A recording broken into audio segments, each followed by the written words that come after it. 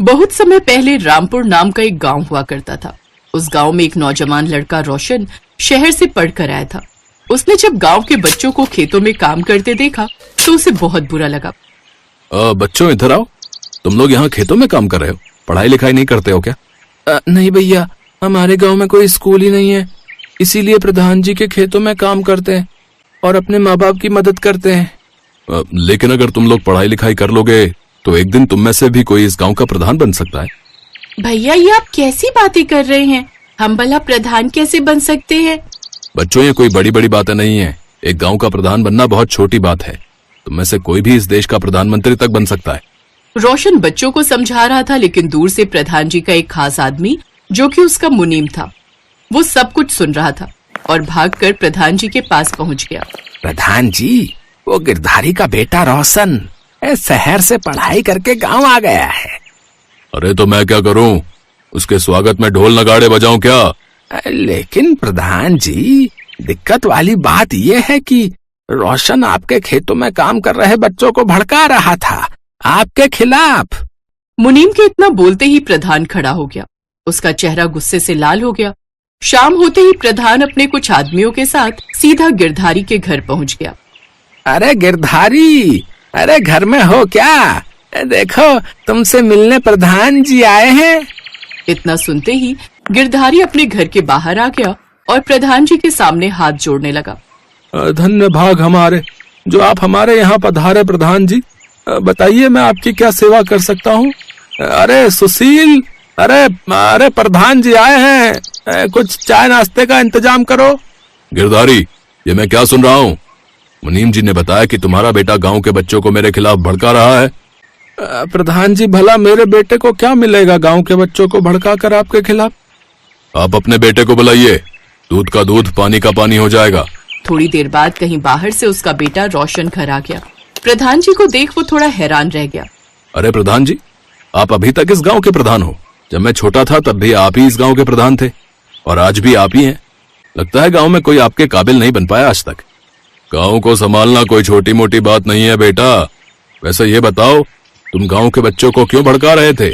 रोशन ने मुनीम जी की तरफ देखा और वो सब कुछ समझ गया, क्योंकि वो पढ़ा लिखा और समझदार तो था ही। मुनीम जी का चेहरा देखकर मैं सब कुछ समझ गया प्रधान जी। पहली बात तो यह है कि मैं किसी को नहीं भड़का रहा था। मैं तो बच्चों को यह बता रहा था कि इतनी छोटी सी उम्र में काम करने की बजाय पढ़ाई लिखाई करो, ताकि बड़े होकर तुम भी प्रधान जी की तरह अपना नाम रोशन कर पाओ। इसमें मैंने क्या गलत कह दिया? तुम्हारी बात सही है बेटे, लेकिन इस गांव में जब स्कूल ही नहीं है और दूर दूर तक भी कोई स्कूल नहीं है तो बच्चे आखिर कहाँ पढ़ेंगे? तो इस गांव में स्कूल बनवाने की जिम्मेदारी किसकी है? मेरी। प्रधान आप है, मैं नहीं। शहर जाकर पढ़ लिख क्या गए हैं? तुम अपने आप को बहुत बड़ा समझने लगे। आपके इस गुस्से भरे चेहरे से मुझे एक और बात समझ में आ गई। आप मन ही मन ये सोच रहे हैं कि अगर इस गांव के बच्चे पढ़ लिख गए तो आपके घराने से गांव की प्रधानी चली जाएगी, फिर आपकी जगह कोई दूसरा प्रधान बन जाएगा। पर आप फिक्र मत कीजिए, अगर ये बच्चे पढ़ लिख गए तो प्रधान जैसी छोटी चीज मैं इन्हें बनाऊंगा ही नहीं। मैं तो इन्हें प्रधानमंत्री तक का सपना दिखाऊंगा। प्रधान आप ही बने रहेंगे, फिक्र मत कीजिए। देख रहे हो गिरधारी, ये कैसे मुझसे जबान लड़ा रहा है? प्रधान जी, वो जबान कहाँ लड़ा रहा है, वो तो बस आपकी बातों का जवाब दे रहा है। मेरा बेटा तो आपसे मिलने गया नहीं था, आप ही उससे मिलने आए हैं। चलो मुनीम जी, आज के बाद गिरधारी के घर पर कोई मदद नहीं की जाएगी। रात में रोशन अपने माता पिता के साथ बातचीत कर रहा था। माँ, बाबूजी, आज के जमाने में भी अगर इन बच्चों को पढ़ाया ना गया ना तो ये गांव पिछड़ा का पिछड़ा ही रहेगा। ना ही यहाँ पर किसी के माँ बाप पढ़े लिखे हैं और ना ही कोई बच्चा, तो कोई किसी से तर्क नहीं कर पाएगा। आने वाली पीढ़ियां इस प्रधान की गुलामी ही करती रहेंगी। कल से मैं इन सभी बच्चों को मुफ्त में पढ़ाऊंगा। अगले दिन रोशन एक पीपल के पेड़ के नीचे गांव के सभी बच्चों को पढ़ाने लगा। पहले दिन रोशन ने सभी बच्चों के माँ बाप को भी बुलाया। मैं आप सभी माँ बाप से ये कहना चाहता हूँ कि अगर काम करना है तो आप लोग कीजिए, अपने बच्चों को पढ़ने दीजिए। अगर ये लोग पढ़ लिख गए तो आप सभी का जीवन सुधर जाएगा। अगर ये बच्चे काम करते रहे तो अभी के लिए तो ठीक है, लेकिन जिंदगी भर यही करते रहेंगे। सभी बच्चों के माता पिता को बहुत खुशी हुई। बेटा, अगर तुम शहर से पढ़ाई करके ना आते तो हमारे अंदर ये समझ कभी नहीं आती। आज से हम लोग बहुत मेहनत करेंगे और अपने बच्चों को पढ़ाएंगे।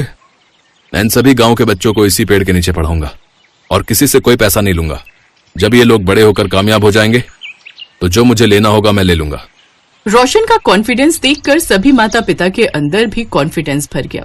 रोशन सभी बच्चों को इस पेड़ के नीचे पढ़ाने लगा, लेकिन कुछ ही दिनों में प्रधान के आदमियों ने उसे वहां पढ़ाने पर रोक लगा दी। देखो, ये जमीन सरकार की है, समझे? यहाँ तुम अपना स्कूल नहीं चला सकते। आपका ये डर देखकर अच्छा लगा प्रधान जी। आपको यही डर है ना कि अगर बच्चे पढ़ लिख गए तो आपकी लुटिया डूब जाएगी, आपकी राजनीति बंद हो जाएगी। ठीक है, मैं कोई और जुगाड़ देखता हूँ। अगले दिन से उन बच्चों की पढ़ाई लिखाई बंद हो गई। खुद को बहुत बड़ा हीरो समझ रहा था। इन गवारों को अगर पढ़ने दिया तो ये सब मेरे सर पर मूतेंगे एक दिन। रोशन का कॉन्फिडेंस डाउन हो चुका था। उसके पास इतना पैसा भी नहीं था कि वो स्कूल बना सके। रोशन अपने भुट्टे के खेतों में बैठा था, उसमें से एक परी निकल आई। कौन है आप? मैं इस गांव के प्रधान की पत्नी हूँ। मैं भी प्रधान की तरह गांव वालों पर बहुत जुल्म करती थी, लेकिन मरने के बाद मेरी आत्मा को एहसास हुआ कि मैं बहुत गलत थी।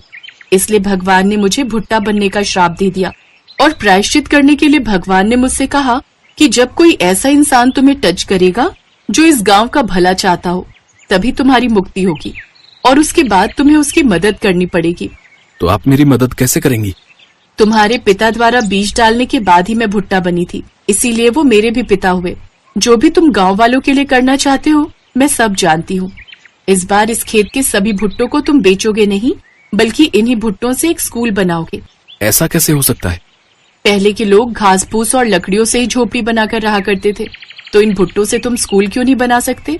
पहले स्कूल बनाओ, उसके बाद मेरा चमत्कार देखना।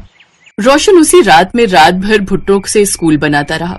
सुबह के करीब 4 बजे रोशन के खेत में एक बहुत बड़ा स्कूल बनकर तैयार हो गया, जो कि सोने की तरह चमक रहा था। अगले दिन से ही रोशन सभी बच्चों को उसी स्कूल में पढ़ाने लगा। उस स्कूल को देखकर पूरा गांव हैरान हो गया। मुनीम जी, इस लड़के ने तो नाक में दम कर रखा है। इसने भुट्टों का स्कूल बनाया है। इसे तो 2 मिनट में गिराया जा सकता है। जाओ, 1 घंटे में पूरा स्कूल गिरा कर आओ। मुनीम अपने आदमियों को लेकर जैसे ही स्कूल को गिराने लगा, मैं प्रधान की पत्नी हूँ, लेकिन अब मैं परी बन चुकी हूँ। अगर इस स्कूल को किसी ने भी गिराने के मकसद से किलोमीटर के दायरे में भी आया, तो उसे इतनी तेज करंट लगेगा कि वो जिंदा नहीं बचेगा। इसलिए इस स्कूल से दूर ही रहना सब लोग। तो अब सारे बच्चे उस स्कूल में पढ़ने लगे। अब वो सब खुशी खुशी रहते हैं।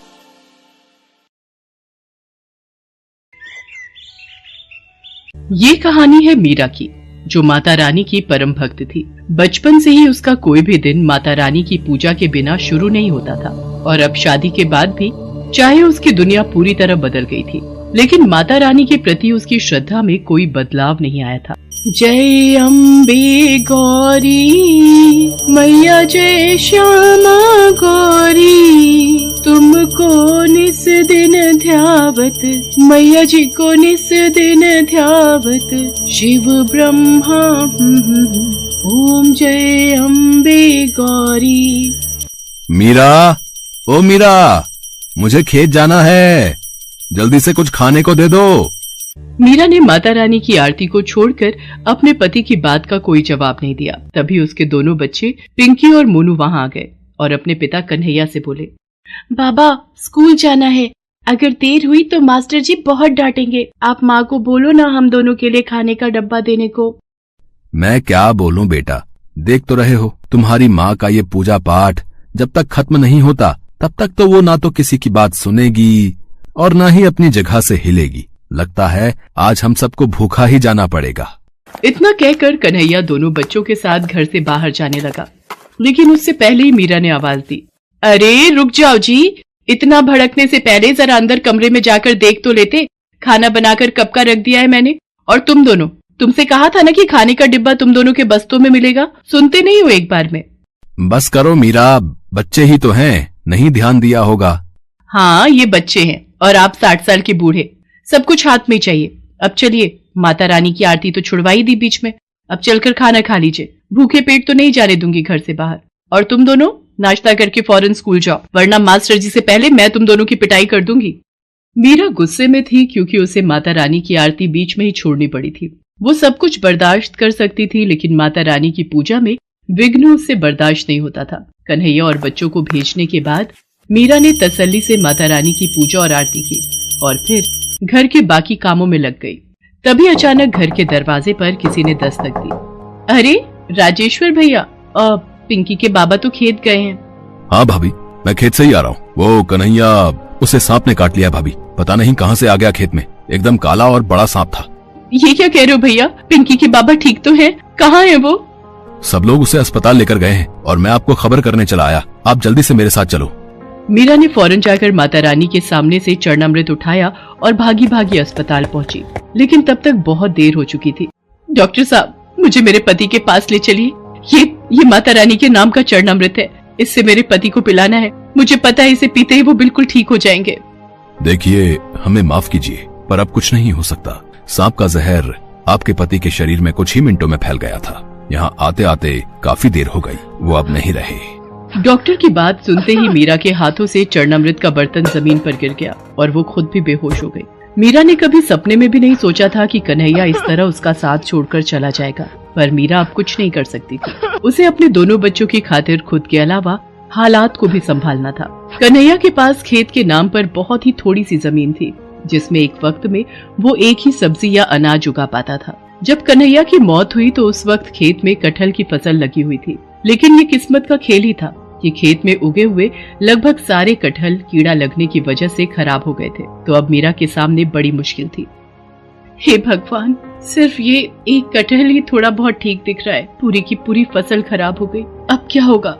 मीरा उदास मन से उस कटहल को लेकर घर पहुंची। उसके मन में यही उधेड़-बुन थी कि वो अब खेत में क्या बोएगी और बीज खरीदने के लिए उसके पास पैसे कहां से आएंगे। इसी बीच उसकी नजर अपने पूजा घर पर पड़ी, जहां माता रानी के सामने भोग का बर्तन बिल्कुल खाली था। हे माता रानी, ये मुझसे कैसा पाप हो गया? जल्दी खेत जाने के चक्कर में माता रानी को भोग लगाना ही भूल गई। माफ करना माँ, मैं अभी भोग के लिए कुछ बना कर लाती हूँ। मीरा फौरन रसोई में गई, लेकिन राशन के सारे डिब्बे पूरी तरह से खाली हो चुके थे। कन्हैया के जाने के बाद से ही हालात खराब होते चले गए। घर का सारा राशन खत्म हो चुका था, तो अब ना तो मीरा और उसके बच्चों के लिए कुछ खाने को था और ना ही माता रानी का भोग बनाने के लिए, सिवाय उस एक कटहल के जो मीरा अपने खेत से लेकर आई थी। हे माता रानी, मुझे भागन को माफ करना। सिवाय इस एक कटहल के मेरे पास और कुछ भी नहीं है जिससे मैं आपको भोग लगा सकूं। मुझ गरीब पर दया करो माँ, और इस भोग को स्वीकार करो। मीरा ने रोते हुए उस कटहल को माता रानी के सामने रख दिया और फिर पूरी श्रद्धा के साथ माता रानी की पूजा की। दोनों बच्चे भी उसके साथ माता रानी के सामने हाथ जोड़े बैठे रहे। फिर माता रानी की आरती के बाद, माँ, अब तो आरती हो गई ना, मुझे माता रानी का प्रसाद दो ना जल्दी से, बहुत भूख लगी है, सुबह से कुछ भी नहीं खाया। नन्हे से मोनू की बात सुनकर मीरा को और भी रोना आ गया। उसे समझ नहीं आ रहा था कि आखिर वो उस कच्चे कटहल को बिना पकाए अपने बच्चों को कैसे खिलाए, लेकिन फिर भी उसने कटहल को माथे से लगाया और उसे काटने लगी। हे माता रानी, काश ये कटहल थोड़ा बहुत पक गया हो ताकि मेरे बच्चे कुछ तो खा सके। इसी उम्मीद के साथ मीरा ने पूरा कटहल काट दिया और ऐसा करते ही उसकी आंखें चमक उठी। हालांकि वो कटहल खाने लायक तो नहीं था, लेकिन फिर भी उसके अंदर कुछ ऐसा था जो बहुत ही अनोखा था। माँ, इस कटहल के बीज इतने क्यों चमक रहे हैं? क्योंकि ये बीज सोने के हैं पिंकी, ये जरूर माता रानी का चमत्कार है। मीरा ने माता रानी के सामने सिर झुकाया और फिर तुरंत ही उस कटहल से सारे बीज बाहर निकाल लिए। वो सारे के सारे बीज खालिस सोने के थे। मीरा ने उनमें से एक बीज गांव के सुनार के पास जाकर बेच दिया। उस बीज के बदले मीरा को काफी सारे पैसे मिल गए, जिससे सबसे पहले मीरा ने बच्चों को पेट भर खाना खिलाया और फिर घर के लिए काफी सारा राशन भी खरीद लिया। माँ, माता रानी ने सब ठीक कर दिया ना? अब तो हमारे पास इतने ही सारे सोने के बीज हैं, तो हमें कभी कोई परेशानी नहीं होगी। अब तो हम बिना कुछ किए ही हमेशा खाना खा सकते हैं, है ना? नहीं बेटा, भले ही माता रानी का आशीर्वाद हमारे साथ है, पर हमें मेहनत का साथ नहीं छोड़ना चाहिए। मीरा जानती थी कि उसे उन सोने के बीजों का क्या करना है। उसने अगले ही दिन जाकर सबसे पहले अपना पूरा खेत साफ किया और फिर वो सारे सोने के बीज उस खेत की मिट्टी में बो दिए और देखते ही देखते कुछ ही दिनों में वहाँ कटहल के नए पेड़ उगाए। मीरा ने उन सभी पेड़ों का बहुत अच्छे से ख्याल रखा और फिर कुछ ही दिनों बाद उन सभी पेड़ों पर काफी बड़े बड़े कटहल भी उगने लगे। पिंकी, ले बेटा, फिलहाल ये कटहल खाने लायक हो गया है, इसे अलग ले जाकर रख दे, शाम को घर ले जाएंगे। माँ, एक बात तो बताओ, ये सारे पेड़ तो उन्हीं सोने के बीजों से उगे हैं ना, तो क्या इन सारे कटहलों में भी सोने के बीज निकलेंगे? हाँ बेटा, माता रानी का आशीर्वाद रहा तो ऐसा जरूर हो सकता है। मीरा की बात सुनकर पिंकी बहुत खुश हो गई, लेकिन पास ही खड़े गांव के मुखिया के कान एकदम से खड़े हो गए। अच्छा, तो ये बात है, तभी मैं सोचूं कि ये कन्हैया की लुगाई के पास खेती करने के पैसे आए कहाँ से। जरूर ये कोई जादू का चक्कर है, लेकिन जो भी हो, बात सोने की है तो मुझे कुछ तो करना ही पड़ेगा। मुखिया एक नंबर का लालची आदमी था। वो सारा दिन मीरा के खेत के आसपास ही मंडराता रहा और फिर शाम के वक्त जैसे ही मीरा खेत से घर गई तो मुखिया ने अपने कुछ आदमियों के साथ मिलकर मीरा के खेत से सारे कटहल चुरा लिए और उन सबको अपने घर लेकर आ गया। मुखिया ने अपने घर के सभी सदस्यों को उन कटहलों को काटने में लगा दिया, लेकिन उनमें से एक भी कटहल में सोने का नामो निशान नहीं था। दूसरी तरफ मीरा जो एक कटहल अपने घर लेकर गई थी, उसे उसने पहले की तरह ही सबसे पहले माता रानी को भोग लगाया और फिर पिंकी ने उसे काटा। माँ देखो देखो माँ, इस कटहल में भी सोने के बीज है। पिंकी की बात एकदम सही थी। एक ही खेत से निकले कटहलों में आया ये अंतर कुछ और नहीं बल्कि इंसान की अलग अलग फितरत का नतीजा था। मुखिया लालची था, उसे किसी तरह बस सोना चाहिए था, इसीलिए उसे कुछ नहीं मिला। जबकि मीरा मेहनती होने के साथ साथ माता रानी की भक्त भी थी, जिसका फल उसे ऐसे ही कटहलों के रूप में आगे भी मिलता रहा। हेलो दोस्तों, कैसे हैं आप सब? हमारी कहानियाँ देखने के लिए हमारे चैनल को सब्सक्राइब कीजिए और हाँ, बेल आइकॉन पर क्लिक करना मत भूलिएगा।